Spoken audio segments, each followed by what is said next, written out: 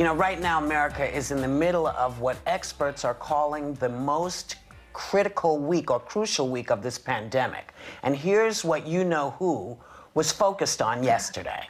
Take a look. The W.H.O, that's the World Health Organization, receives vast amounts of money from the United States. They've been wrong about a lot of things.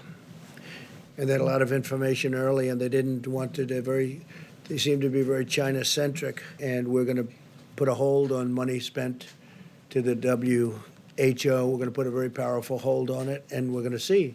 Is it time to freeze funding to the WHO during a pandemic? No, maybe not. I mean, I'm not saying I'm going to do it, but we're going to look at it. Well, so Megan, do you think he has a point here?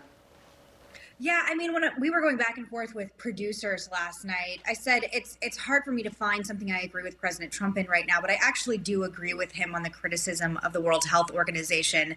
They seem to have been spewing Chinese propaganda for a very long time. Back in January, they said there was no evidence that human-to-human contact would spread COVID. They praised China's transparency up until March. They criticized the travel ban that President Trump put on China, which is one of the moves I actually think ended up helping America. And again, I have my fair share of criticism and continue to have my criticism of this administration's handling of this. But I do think that if we're going to continue on through this pandemic, and God forbid, a resurgence of this pandemic or anything relating to world health going forward, I don't think you can have organizations whose main mission should be the health of our global citizens seeming to have some kind of political footing in one country's interest or another. China lays a lot of blame in this in a lot of ways. And as we've talked about at length on this show, they suppressed information that could have saved lives. They are still suppressing information right now, saying that there's no new cases. I actually tweeted a few moments before the show of videos of Chinese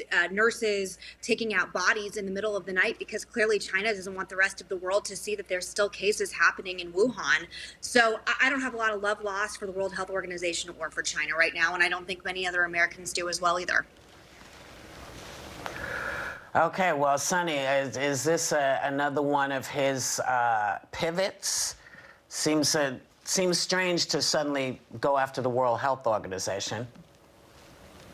Yeah, you know, I think that the responsibility for the safety of Americans is really on the shoulders of this administration and squarely falls on President Trump.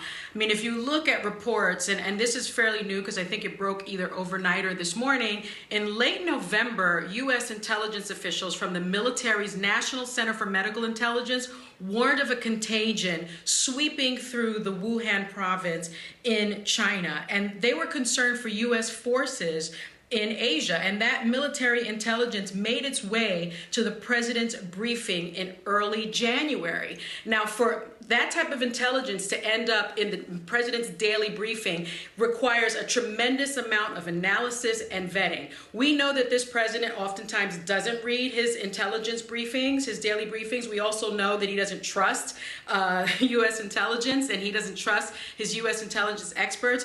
But America knew, intelligence officials knew that there was a contagion out of Wuhan as early as November. So to place the blame on the World Health Organization, I think is really ludicrous in a sense, because it was up to the United States to protect the United States. Isn't that what this president talks about all the time? U.S. first, make America great again. I'm going to be this nationalist. I'm going to be this isolationist. And now all of a sudden it's the World Health Organization's fault. That makes no sense to me.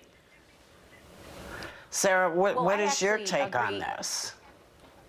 I actually agree with both Megan and Sonny, because I definitely think President Trump is deflecting right now. That seems apparent, but I actually don't think that means his arguments aren't true.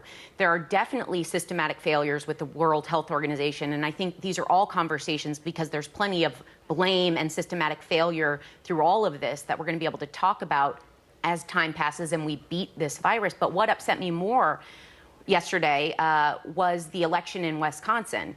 So Wisconsin had an election the other day forcing the citizens of the state to choose between their immediate health concerns and social distancing and exercising their most basic right in a democracy to vote.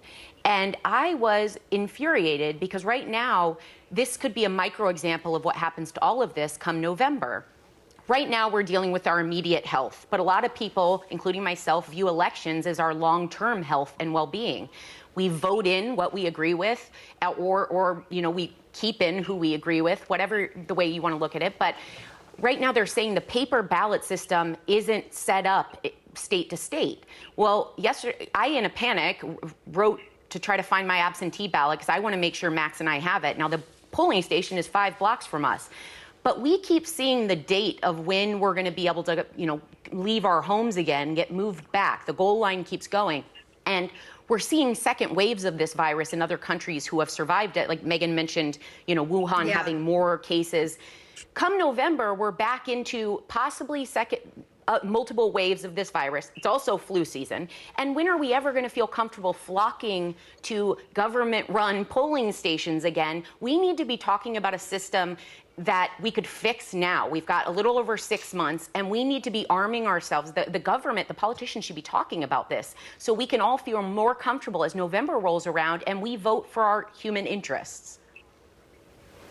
Well, as you know, I've been saying for months that paper ballots are the only way we should be dealing with stuff. But, everybody, we tell people if you're going to be outside, this is how you have to do it. So people say, okay, they put on all the stuff they're asked to put on, and then they go out and they're getting criticized for voting anyway. The whole thing is crazy. I just don't understand why we're pointing at anybody, saying anybody is at fault at this point, when it doesn't matter whose fault it is. The problem is, how do we fix it? That's